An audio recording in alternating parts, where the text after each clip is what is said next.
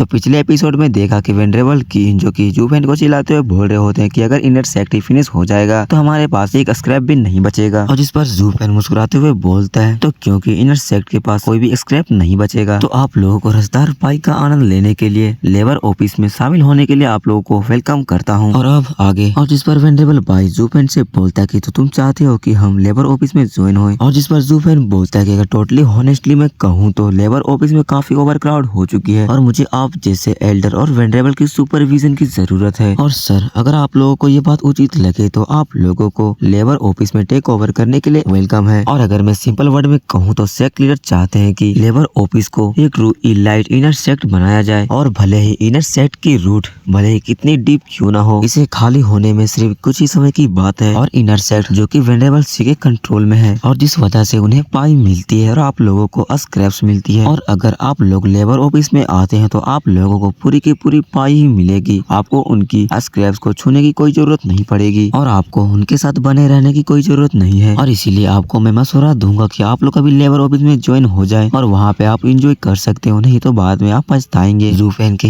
इतनी सारी बातें सुनने के बाद वेनरेबल भाई और वेनरेबल की जो कि अपने मन में सोचते हैं कि तो सेक्ट लीडर एक न्यू इनर सेक्ट बनाना चाहते हैं, लेकिन लेबर ऑफिस जो कि फ्रेश न्यू है और कौन जानता है कि ये कितना देर तक टिकेगा और यहाँ पर भी काफी डेंजर है। लेकिन तभी जूफेन अपने पास से 2 बोतल निकालता है और दोनों वेनरेबल्स को देता है। और जिसके बाद वेनरेबल भाई और वेनरेबल की उस बोतल को खोलते हैं तो उससे निकलने वाली एनर्जी को देखकर वो लोग काफी शॉक हो जाते हैं और शॉक होते हुए बोलते हैं कि अरे नहीं, ये तो 10th ग्रेड का पील है। जूफेन हंसते हुए बोलता है कि एग्जैक्टली ये हेवन रीचिंग पील है और ये तो बस ज्वाइन होने के लिए एक टोकन है। और अगर आप लोगों को अभी भी सस्पिशियस लग रहा है तो आप लोग और लोगों को ज्वाइन करा सकते हैं। और लेबर ऑफिस में ज्वाइन होने वाले एल्डर और वेनरेबल को सभी के सभी को एक 8th ग्रेड का पील दिया जाएगा। वेनरेबल भाई जूफेन की बात सुनकर काफी शॉक हो जाते हैं और तभी जूफेन जो कि काफी स्वैग में बोलता है कि हाँ ये सही है और क्योंकि आप लोग मेडिटेटर हो गए इसीलिए आप लोगों को और आपकी एफर्ट के हिसाब से आपको बिग रिवॉर्ड भी मिलेगी और बाकियों को तो 8th ग्रेड का ही मिलेगा। लेकिन बेटर होगा कि आप लोग अपने काम को जल्दी करें क्योंकि अभी ये स्पॉट लिमिटेड है। और इधर वेनरेबल भाई और वेनरेबल की जो कि एक दूसरे की तरफ देखते हैं और सोच रहे होते हैं कि जैसा कि हम जानते हैं सेक्ट लीडर और जूफेन जो कि अभी साथ में काम कर रहे हैं और ये लोग साथ में रहकर इनर सेक्ट को खत्म कर देंगे और अगर हम यहाँ पर ज्यादा देर तक बैठे रहेंगे तो हम लोगों को कुछ भी नहीं मिलेगा, इसीलिए हम लोगों को लेबर ऑफिस को ज्वाइन कर लेनी चाहिए। इतना सोचने के बाद वेनरेबल भाई जूफेन से पूछते हैं कि तो ठीक है, हम एग्री करते हैं, हम ज्वाइन करते हैं और अपने साथ में काफी वर्ती लोगों को भी इसमें जोड़ेंगे। और इधर जूफेन हल्की से स्माइल देते हुए उनसे कहता है कि एकदम सही, इनर सेक्ट के सड़ जाने के साथ बस आपके लिए अपनी छाप छोड़ने की जगह है। और जिसके बाद जूफेन झुकते हुए उन सभी से बोलता है कि तो ठीक है, आप लोगों का वेलकम है। जिसके बाद हमारा सीन शिफ्ट होता है और हमें लेबर ऑफिस का सीन दिखाया जाता है जहाँ पर की जूफेन जो कि उड़ता हुआ आ रहा होता है और जिस पर की गेंगर बोलता है कि मास्टर आ गए हैं। और हम देखते कि वहाँ पर यूएर, गेंगर, टाइजन और गुई हुई होता है। जिसके बाद वहाँ पर जूफेन लैंड करता है और तभी गेंगर जूफेन से कहता है कि मास्टर आप पिछले 3 दिनों से कहाँ थे, हम यहाँ पर कड़ी मेहनत कर रहे हैं और आप बेवकूफी कर रहे हैं। जूफेन गेंगर की माथे पर टपली मारते हुए उससे कहता है कि बेटे तुम भूल रहे हो कि मैं कौन हूँ और अगर हमसे ज्यादा बकचोदी करने की कोशिश करोगे तो पहले जाओगे। खैर ऐसा कुछ लिखा नहीं, मैं ऐसे ही बोल दे रहा हूँ। और जिसके बाद गुई हुई जूफेन से बोलता है कि स्टीवर्ट जू, आपने कहा था कि तुम मेरे साथ रह सकते हो और अब जब नेक्स्ट टाइम पर आप कहीं भी जाएंगे तो मुझे साथ में ले लीजिएगा। जिसके बाद जूफेन गुई हुई से हंसते हुए पूछता है कि हाँ मुझे पता है कि तुम्हारा क्या मतलब है, लेकिन इस बार का मामला थोड़ा अलग था। और जूफेन जो कि अपने मन में सोच रहा होता है मैं उन दोनों वेनरेबल से मिलने के अलावा मैं बचे हुए दिन का उपयोग विलेंग और यूलिंग से मिलने में किया और मैं वहाँ पर गुई हुई को इसलिए नहीं ले जा सका क्योंकि वहाँ पर ये लड़का ग्रैंड एल्डर का डिसाइबल भी है और जबकि वो मेरे पास डबल ड्रैगन गैदरिंग के लिए ट्रेन होने के लिए आया है। और जब दूसरे पर्च के नीचे से कालीन खींचने की बात आती है तो मैं इसमें काफी सेफली रखना चाहता हूँ। और तभी वहाँ पर एल्डर युवान आते हैं जो कि जूफेन से बोलते हैं कि स्टीवर्ट जू, पिछले कुछ दिनों से इनर और आउटर डिसेबल की लाइन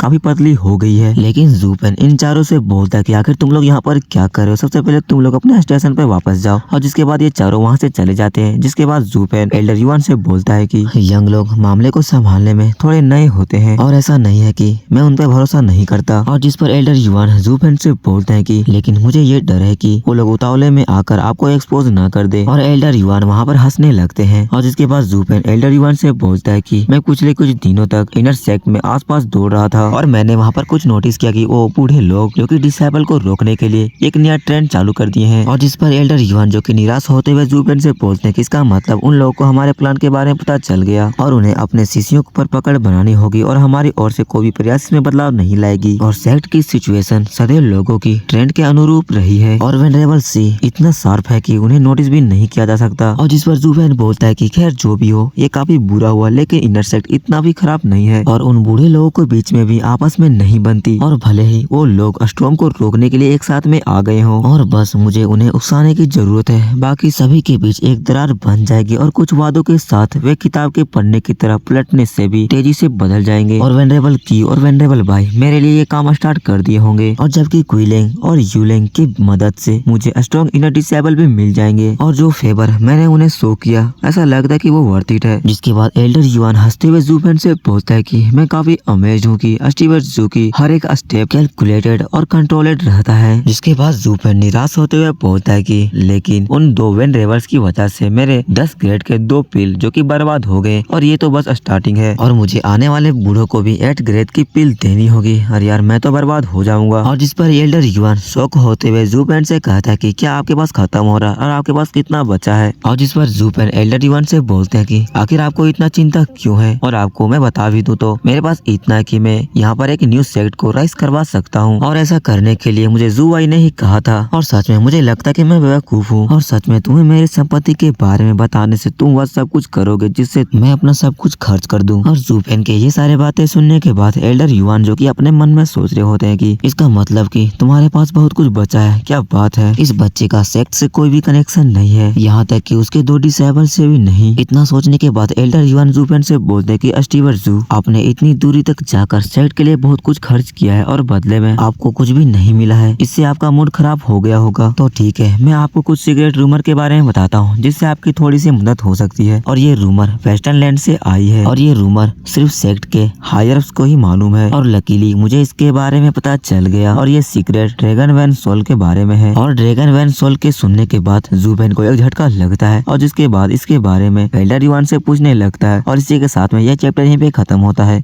तो पिछले चैप्टर में हमने देखा कि एल्डर युआन ज़ुबेन को ड्रैगन वैन सोल के बारे में बताता है जिस बात से ज़ुबेन काफी शौक हो जाता है और एल्डर युआन से ड्रैगन वैन सोल के बारे में पूछता है और वहाँ पर हमारा चैप्टर खत्म हो गया था। तो अब आगे जिसके बाद ज़ुबेन एल्डर युआन से कहता है कि आपका मतलब ये है कि 9 ड्रैगन डायमंड बॉडी, जिस पर एल्डर युआन निराश होते हुए बोलते कि ये सिर्फ ड्रैगन सोल पावर को वेस्ट करने जैसा है। और जिस पर ज़ुबेन शौक होते हुए एल्डर युआन से पूछता है कि आखिर आपका मतलब क्या है। जिसके बाद एल्डर युआन बताता है कि किसी के बॉडी में 9 ड्रैगन सोल के साथ जो कोई भी इथेरियल स्टेज के तहत उसकी यातना का सामना करता है वह 9 ड्रैगन डायमंड की बॉडी को प्राप्त करेगा और मौके पर ही वो इथेरियल स्टेज में एंटर कर जाएगा। लेकिन ये रास्ता बेकार है क्योंकि उसकी सोल जो कि एक अर्थ ड्रैगन सोल बन जाएगी और किसी अनदर इथेरियल स्टेज एक्सपर्ट से मिलने पर आपकी बॉडी तो स्ट्रांग हो जाएगी लेकिन आपकी सोल काफी वीक हो जाएगी। और ड्रैगन सोल को यूज करने का सबसे बढ़िया तरीका ड्रैगन सोल कन्वर्जन है और हेवन और अर्थ को जोड़ने और हेवन विन को एक्टिवेट करने और हेवन ड्रैगन सोल को बनाने के लिए 9 हेवन ड्रैगन की पावर्स को अपने अंदर इनहेल करना होगा। और ये अर्थ ड्रैगन सोल द्वारा प्राप्त की जा सकने वाली किसी भी चीज से बायोंड है और इस सोल की नेचुरल ऑरा दूसरे सोल को शांत कर सकती है और फाइट को काफी इजी बना सकती है। और रूमर ये है कि अर्थ ड्रैगन सोल जो कि एक टॉप लेवल का सोल है लेकिन दोनों अटैक स्टाइल में कमी है और एक कॉर्ड सिर्फ 2 लेयर्स को ही छोड़ सकता है लेकिन हेवन ड्रैगन सोल 5 लेयर को छोड़ सकती है। और एल्डर युआन की इतनी ज्ञान लेने के बाद ज़ुबेन काफी शौक में होता है और अपने मन में सोच रहा होता है कि 10 earth dragon soul heavenly dragon soul की तरफ लीड करती है और ये चीज आज से मैंने कभी भी नहीं सुनी थी और यहाँ तक कि 9 शांति सब प्रभु को भी नहीं पता था। और क्या ये एक ऐसी कहानी है जो ट्रू ड्रैगन सोल के बारे में प्रतीत होती है। सीक्रेट डोमेन की ड्रैगन जाति के पास ड्रैगन की क्रब थी जहाँ उसकी पीढ़ियों को दफनाया गया था और ड्रैगन की पावर जो कि काफी स्ट्रॉन्ग थी और सोल को रिफाइन करने के लिए इसका यूज करके सबसे पावरफुल ड्रैगन सोल शेप ले लेगी। लेकिन वो जगह ड्रैगन रेसेस के लिए रिस्ट्रिक्टेड एरिया था और एक कड़ी सुरक्षा के तहत वहाँ पर सिर्फ एक इथेरियल स्टेज का बंदा ही सर्वाइव कर सकता है, बाकी के लोग अगर वहाँ गए तो वो सिर्फ वहाँ पर मरने जाएंगे। लेकिन एल्डर युआन के वर्ड से यह हेवन ड्रैगन सोल ड्रैगन की कब्र ड्रैगन की पावर के रिफाइनमेंट द्वारा बनाई गई सोल की तरह लगती है। और इधर ज़ुबेन इतना सोच ही रहा होता है तभी एल्डर युआन ज़ुबेन से कहते हैं कि तो 10 ड्रैगन हेवन सोल को ओपन करने के लिए और एक व्यक्ति को इथेरियल स्टेज में पहुंचने के लिए वहाँ पे थोड़ा समय लगता है। हालांकि 9 ड्रैगन डायमंड बॉडी की कठोरता में कमी है लेकिन इससे कोई फर्क नहीं पड़ता जब इथेरियल स्टेज में सोल ही सब कुछ है। और हम जिस वेस्टर्न लैंड में हैं वहाँ केवल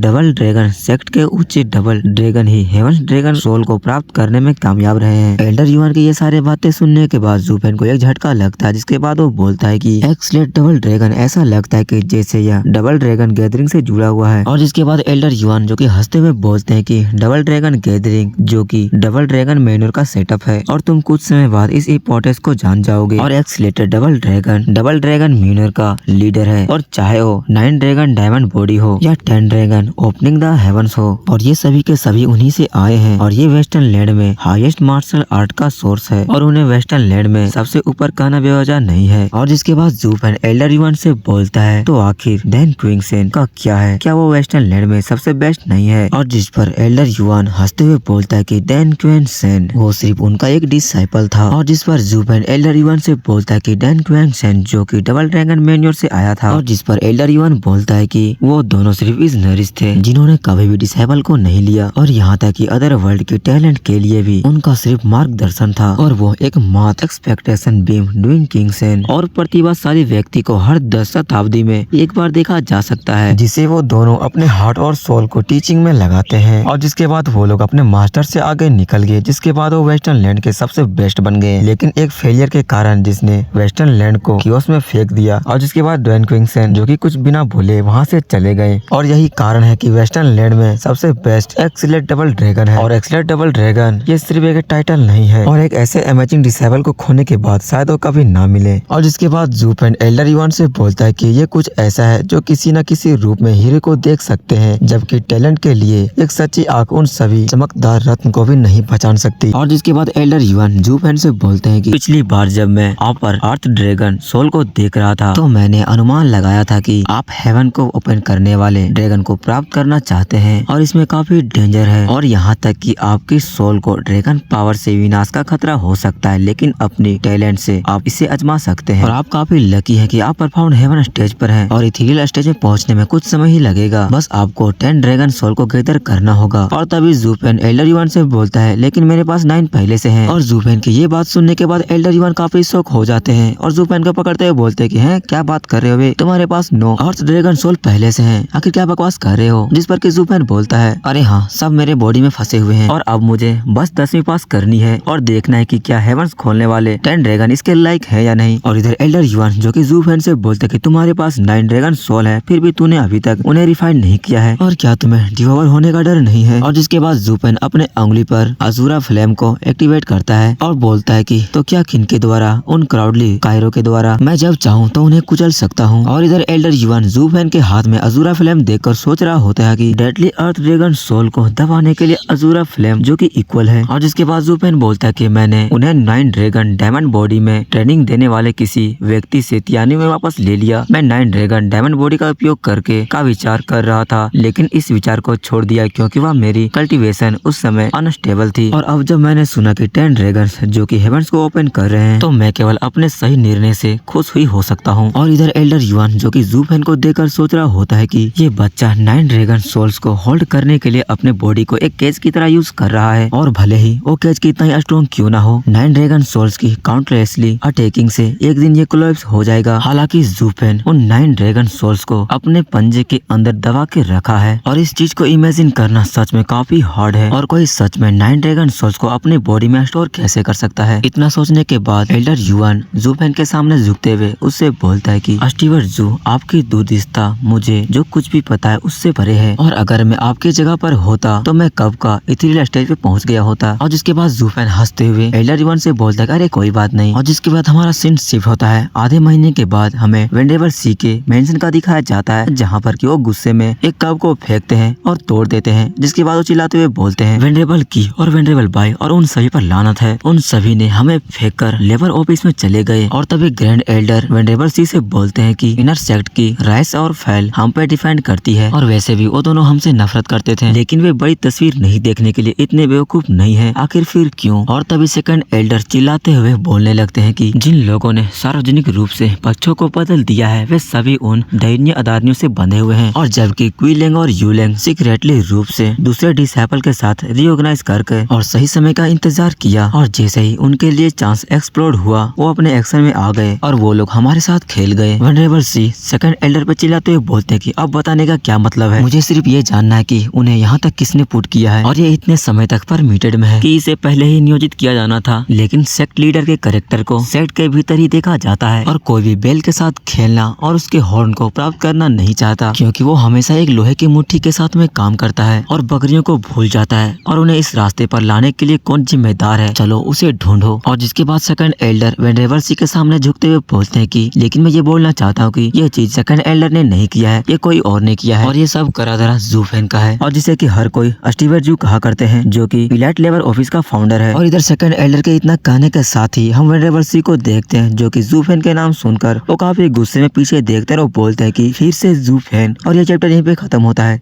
तो पिछले एपिसोड में हमने देखा कि सेकंड एल्डर जो कि काफी शांति से वेनरेबल सी के सामने झुकते हुए बोलते हैं कि इस सब का कारण ज़ूफेन है, और ज़ूफेन के नाम सुनने के बाद वेनरेबल सी काफी गुस्सा हो गए थे। और अब आगे वेनरेबल सी सेकंड एल्डर से बोलते हैं कि तो वह बच्चा वो है जो कि पिछली बार इनर सेक्ट कंपटीशन में अपेयर हुआ था, और जिस पर सेकंड एल्डर बोलते हैं कि हाँ आप सही है, लेकिन हॉनेस्टली कहूँ तो ये पर्सन ट्रूली रिमार्केबल है। हालांकि उसकी कल्टीवेशन ओनली हेवन परफाउंड रिलम तक है, लेकिन उसकी स्ट्रेंथ काफी ज्यादा है और उसकी पावर को हम लोग मार्शल आर्ट पर देख चुके हैं। लेकिन इससे भी टेरिफाइंग उसकी चालाकी है और उसकी बनाई गई हुई योजना सेक्ट लीडर से भी काफी तेज और काफी भयानक है, और दूसरे के साथ में मैनिपुलेशन करने की मेथड काफी भयानक है, और सेक्ट लीडर जो कि ब्रूटल फोर्स का यूज करते हैं, जबकि यह बच्चा सिचुएशन के अनुरूप ढलते हुए कठोर और नरम दोनों को रणनीति का मिश्रण करता है। और जिस पर वेनरेबल सी सेकंड एल्डर से पूछते हैं कि आखिर आपको उसकी कन्वर्सेशन को इतने अच्छे से कैसे मालूम है, और जिसके बाद सेकंड एल्डर वेनरेबल सी से बताते हैं कि मैं हाल ही में एक एल्डर से मिला था और जिससे कुछ जानकारी इकट्ठा करने के लिए लेबर ऑफिस में भर्ती किया गया था, लेकिन उसने अंत तक मुझे डांट दिया, और उन्होंने 10 साल पहले की एक शिकायत भी उठाई जब मैंने उनसे एक महिला डिसेबल को चुरा लिया था और कहा था कि यह उनके चेहरे पर थूकने जैसा है और वह मुझे कभी भी माफ नहीं करेगा। लेकिन उस बुढ़े ने मेरे कुछ शब्दों के बाद उस बच्चे की योजना बनाने के तरीके के बारे में कुछ उगल दिया, और जिसके बाद मुझे पता चला कि नाराजगी भड़काने के अलावा बच्चे ने उनमें से प्रत्येक को 8th ग्रेड की एलिक्सर देने का वादा किया है। और सच में 8th ग्रेड का एलिक्सर अगर वो बच्चा मेरे से अप्रोच करता तो मैं भी उसके साइड हो जाता। और जिस पर वेनरेबल सी सेकंड एल्डर से बोलते कि जैसे कि वो बच्चा तुम्हें भर्ती ही कर लेगा, उसका हर स्टेप इनर सेक्ट को तोड़ने का है और यहाँ आने से तुम्हें काफी ज्यादा बेनिफिट हुआ है, और आखिर वो तुम पर ट्रस्ट ही क्यों करेगा। इसके बाद वेनरेबल सी चिल्लाते हुए बोलता कि हम यहाँ के ट्रू बेनिफिशियल हैं और इनर सेक्ट हमारा फाउंडेशन है, और हम एक रूटलेस वीड की तरह नहीं हो सकते, और हम अपनी फेथ को दूसरे को कंट्रोल नहीं करने दे सकते। और ज़ूफेन एक सिर्फ सर्वेंट डिसाइपल है, उसे पता नहीं कि वो किसके साथ खेल रहा है, एंड खैर मुझे उसे पर्सनली मिलना होगा। खैर गाइस, इस चूती को पता नहीं कि ये बंदा किसके साथ खेलने की कोशिश कर रहा है, भाई गांड फाड़ देगा ज़ूफेन तुम्हारी। जिसके बाद हमारा सीन शिफ्ट होता है, हमें हेवन डोर को दिखाया जाता है, जिसके के सामने क्विलिंग जो कि खड़ा होता है, और तभी क्विलिंग के पीछे से गुई हुई क्विलिंग से बोलता है कि अगर तुम उस गेट में एंटर करना चाहते हो तो सबसे पहले तुम्हें अच्छी से सोचना होगा, क्योंकि मैं भी उस गेट से बड़ी मुश्किल से वापस जिंदा आ सका था। और जिस पर क्विलिंग गुई हुई से बोलता है कि ब्रदर गुई हुई, क्या आप मुझे डराने की कोशिश कर रहे हैं, और ये फॉर्मेशन इतना डेडली होते हैं क्या, और यहाँ तक कि मेरे बेटे ने भी 7th लेवल फॉर्मेशन को पास कर लिया है, आप मुझे डराने की कोशिश मत कीजिए। और जिस पर गुई हुई क्विलिंग को चुपचाप देखता रहता है, और जिसके बाद वो वहाँ से जाने लगता है और वो बोलता है कि तुम इस पर विश्वास करो या ना करो। और इधर क्विलिंग भी हेवन डोर से निकलने वाली औरत से उसे भी थोड़ा डर लग रही होती है, लेकिन फिर भी वो अंदर जाने लगता है। तभी वहाँ पर गेंगर आता चिल्लाते हुए बोलता है कि डैड अगर आप अंदर गए तो आप मारे जाओगे, और यहाँ तक कि ब्रदर गुई हुई इस गेट से काफी मुश्किल से जिंदा वापस आए थे। और जिस पर क्विलिंग अपने बेटे गेंगर से बोलता है कि क्या ये इतना सीरियस है, और क्या 7th लेवल फॉर्मेशन इतना हार्ड भी है। ऑफ कोर्स ये फॉर्मेशन का उपयोग मास्टर द्वारा इलाइट डिसेबल का मूल्यांकन करने के लिए किया जाता है, या वैसा नहीं है जैसे मैंने अपने ट्रेनिंग के दौरान फेस किया था। और ये सुनकर क्विलिंग जो कि हैरान रह जाता है, और जिसके बाद क्विलिंग अर्थ गेट के पास जाता है और अपने गेंगर से पूछता है कि क्या ये गेट ठीक है। गेंगर बताता है कि हाँ ये गेट फाइन है, और यहाँ तक कि ब्रदर तेजिंग जो कि अपने हेवन परफाउंड रिलम के पीक पर है, उसने भी इसे काफी मुश्किल से पास किए थे। जिसके बाद क्विलिंग थम्स अप करते हुए गेंगर को कहता है कि अगर मुझे 7th ग्रेड मैजिक ट्रेजर नहीं मिलेगा तो एटलीस्ट 6th ग्रेड का तो मिल ही जाएगा। और जिसके बाद क्विलिंग गेट के अंदर चला जाता है। जिसके बाद हम देखते हैं उन गेट के सामने काफी सारे स्टूडेंट जो कि खड़े होते हैं, और इधर वेंडेबल बाई जो कि इस सब चीजों को देखकर वो बोलते हैं कि इसमें कोई आश्चर्य नहीं है कि स्टीवर जू के इस इलाइट लेबर डिवीजन में आने के लिए डिसेबल इतने पागल हो रहे हैं, और एक ऐसी अच्छी जगह पे आने के लिए अगर मैं कोई डिसेबल होता तो मैं हर रिस्क को ले लेता, और यहाँ तक कि मैं अपने मास्टर और एंसेस्टर को भी धोखा दे देता। और आखिरकार परिस्थितियाँ कोई भी हो, किसी की अपनी ताकत ही सबसे बड़ी महत्वपूर्ण चीज होती है, और कोई भी स्थान जो ताकत बढ़ा सकता है, यहाँ तक कि लेबर डिवीजन भी दुनिया में सबसे अच्छा स्थान बन जाता है। और तभी वेल्डर बाई के पीछे ज़ूफेन आते हुए कहता है कि एल्डर बाई ने सच कहा है, और सारे एल्डर्स हमारे इलाइट लेबर डिवीजन जो कि इनर सेक्ट से पूरी की तरह से डिफरेंट है, और हम यहाँ पर कॉम्पिटिटिव सिस्टम को यूज नहीं करते हैं, बल्कि यहाँ पर मेरिट बेस्ड पर एवोल्यूशन सिस्टम को उपयोग करते हैं। और आप सभी भी अपने डिसाइपल को दूसरे के साथ तुलना करने की चिंता किए बिना उनकी कल्टीवेशन का मार्गदर्शन कर सकते हैं, क्योंकि दूसरों की तुलना में उनकी ताकत का इस बात पर कोई असर नहीं पड़ता कि वे लोग एवोल्यूशन में पास होते हैं या नहीं। और जिसके बाद वेनरेबल की जो कि जूफेन से बोलते हैं कि ये काफी अच्छा है, हमें अपने सीमित संसाधनों के लिए षड्यंत्र और लड़ाई का सहारा नहीं लेना पड़ेगा और ये डिसेबल की ट्रेनिंग के लिए काफी बेस्ट होगा। और वेनरेबल की इस बात पर बाकी के एल्डर्स भी इस पर सहमति दिखाते हैं। और जिसके बाद वेनरेबल बाई जो कि बोलते हैं कि लेबर डिवीजन में मेरिट बेस्ड सिस्टम जो कि डिसेबल के बीच प्रेवेंट्स इन फाइटिंग को रोकता है और फॉर फॉर्मेशन गेट्स का इवोल्यूशन जो कि फेयर है। हाउएवर लोग नेचुरली काफी लेजी होते हैं और कंपटीशन के बिना कुछ ही लोग अपनी सीमाओं को पार करने के लिए खुद को प्रेरित करते हैं और इसीलिए इनर सेक्ट स्ट्रॉन्ग वॉरियर को बढ़ावा देने के लिए कॉम्पिटिटिव सिस्टम को यूज किया करता है। और फिर भी लेबर डिवीजन मेरिट सिस्टम पर अभी भी डिसाइपल्स को ग्रेट रिवॉर्ड से मोटिवेट करती है, लेकिन इस चीज के लिए भारी मात्रा में फाइनेंशियल सपोर्ट की जरूरत होती है। एंड स्टीवर्ट जू, मुझे नहीं पता है कि आपके पास इतने रिसोर्सेज कहाँ से आती है या फिर वो कहाँ से आते हैं, लेकिन ये ज्यादा देर तक नहीं चलेगा और जब